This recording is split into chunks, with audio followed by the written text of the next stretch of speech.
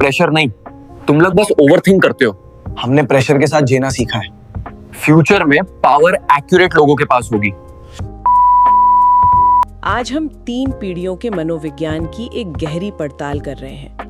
जेन जी, जेन alpha और जेन beta. ये सिर्फ उम्र की बात नहीं है, ये भविष्य को आकार देने वाले 3 बिल्कुल अलग माइंडसेट हैं। और इसमें जेन जी की भूमिका बहुत दिलचस्प है ना? ये वो पीढ़ी है जो एक पुल की तरह है, जिसने पुरानी दुनिया भी देखी है और नई दुनिया को अपनाया भी है। तो चलिए इस गुत्थी को परत दर परत सुलझाते हैं। बिल्कुल, और यह समझना बहुत ज़रूरी है कि टेक्नोलॉजी बस एक टूल नहीं है, ये इन पीढ़ियों के दिमाग की वायरिंग को ही बदल रही है। उनके सोचने और महसूस करने के तरीके को नई सिरे से गढ़ रही है। तो इसी पुल यानी जेन जी से ही शुरू करते हैं। इन्हें डिजिटल इंटीग्रेटर्स भी कहा जाता है, क्योंकि इन्होंने डायल अप की आवाज से लेकर 5G की स्पीड तक सब देखा है। इनके लिए एक शब्द बहुत मायने रखता है, प्रामाणिकता, ऑथेंटिसिटी। लेकिन सवाल ये है कि प्रामाणिकता को लेकर ये पीढ़ी इतनी जुनूनी क्यों है? क्या ये सिर्फ एक ट्रेंड है? ये बहुत अच्छा सवाल है, लेकिन नहीं, ये सिर्फ एक ट्रेंड नहीं है, बल्कि एक प्रतिक्रिया है। जेन जी ने मिलियनर को सोशल मीडिया पर एक परफेक्ट फिल्टर की हुई जिंदगी जीते हुए देखा है। उस दिखावे के रिएक्शन में इन्होंने हर उस चीज़ को खारिज कर दिया जो नकली लगती है। इसलिए ये मानसिक स्वास्थ्य पर खुलकर बात करना, अपनी कमजोरियों का स्वीकार करना, ये सब बहुत स्वाभाविक है। और इसी पीढ़ी की एक और बड़ी चुनौती है डिसीजन फटीग। इतने ज्यादा विकल्प हैं कि फैसला लेना ही एक बोझ बन गया है। ये कुछ वैसा ही है जैसे 30 मिनट तक नेटफ्लिक्स स्क्रॉल करने के बाद कुछ भी ना देखना। अब इसी को जिंदगी के हर फैसले पर लागू करके देखिए। हाँ, और मजे की बात यह है कि यही डिसीजन फटीग उन्हें वापस प्रामाणिकता की ओर धकेलता है। जब आपके पास अनगिनत रास्ते हो तो आप उस रास्ते को चुनते हैं जो सबसे सच्चा और आपके दिल के ज्यादा करीब लगता है। प्रामाणिकता इनके लिए एक नेविगेशन सिस्टम की तरह काम करती है। ये तो हुई जेन जी की बात, जो टेक्नोलॉजी और असल दुनिया के बीच एक संतुलन खोज रही है। लेकिन उस पीढ़ी का क्या जिसने ये फर्क कभी देखा ही नहीं? यहाँ एंट्री होती है जेन अल्फा की, जिन्हें स्क्रीनेजर्स कहते हैं।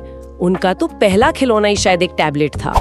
सही कहा, और इसका असर उनके दिमाग पर सीधा दिखता है। उनका दिमाग लंबे टेक्स्ट के बजाय तेजी से बदलने वाले विजुअल्स को प्रोसेस करने के लिए ट्रेंड है। हम जिसे अटेंशन स्पैन की कमी कहते हैं, वो असल में ध्यान की एक नई अर्थव्यवस्था है।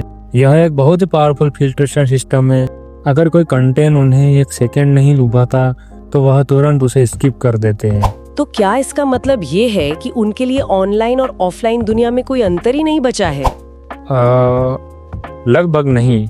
उनके लिए स्कूल के प्लेग्राउंड में बना दोस्त उतना ही असली है जितना किसी ऑनलाइन गेम की छेड़ में बना दोस्त। ये 2 अलग अलग दुनिया नहीं, बल्कि एक ही हकीकत के 2 पहलू है। उन्हें कुछ सिखाने के लिए सिर्फ बताना काफी नहीं है, आपको दिखाना पड़ेगा, उन्हें उसका अनुभव का हिस्सा बनाना पड़ेगा। तो जेन जी संतुलन बना रही है, जेन अल्फा एक मिलीजुली हकीकत में जी रही है। तो इसके बाद क्या? भविष्य की पीढ़ी जेन बीटा, जो 2025 के बाद इस दुनिया में आएंगी, इन्हें AI नेटिव्स कहा जा रहा है।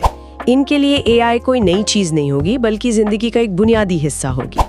हाँ, जरा सोचिए, जेन बीटा के लिए यह उनका टीचर हो सकता है, उनकी कहानी, शायद उनका दोस्त भी AI होगा। ऐसे में उनकी रचनात्मकता और समस्या समाधान की परिभाषा ही बदल जाएगी।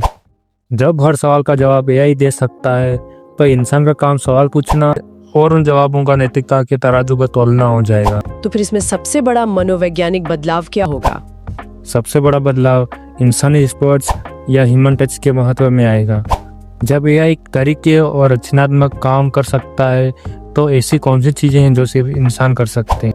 सहानुभूति, भावनात्मक समझ और नैतिक मूल्य, ये क्षमताएं अचानक से अनमोल हो जाएगी। मैंने हाल ही में एक एक्सपेरिमेंट पढ़ा जहाँ एक बच्चे ने AI से सोने के समय की कहानी को बनाने के लिए कहा। AI ने परफेक्ट कहानी सुनाई, लेकिन बच्चे को अपने माता पिता की वो मजेदार आवाजें और प्यार भरी गलतियां याद आई। वही ह्यूमन टच है जिसे कभी कॉपी नहीं किया जा सकता। तो कुल मिलाकर जेन जी का संतुलन, अल्फा की विजुअल दुनिया और बीटा की AI एकीकृत वास्तविकता, हर पीढ़ी अपने समय की चुनौतियों का सामना अपने तरीके से कर रही है और शायद उनकी तुलना करना ही गलत है। और यहाँ जेन जी की जिम्मेदारी एक पुल की तौर पर बहुत बढ़ जाती है। टेक्नोलॉजी और इंसानियत के बीच सही संतुलन बनाना उनकी जिम्मेदारी है, ताकि जेन अल्फा और जेन बीटा को एक बेहतर और ज़्यादा माननीय दुनिया मिल सके। तो अंत में एक सवाल सबके सोचने के लिए, जब एआई हमारी रचनात्मकता और समस्याओं को सुलझाने की क्षमता को फिर से परिभाषित कर देगा, तब उन मानवीय गुणों का असली मूल्य क्या होगा जो हमें अद्वितीय बनाते हैं? हाँ, यह सवाल सभी मेरे द रियल शो की फैमिली के लिए हैं। कमेंट में जरूर बताना। वीडियो पसंद आया तो द रियल शो फैमिली को सब्सक्राइब करके ऑल नोटिफिकेशन ऑन कर लो, ताकि ऐसी वीडियो सबसे पहले आपके पास पहुंचे। मिलते हैं नेक्स्ट वीडियो में, तब तक के लिए अपना ख्याल रखना।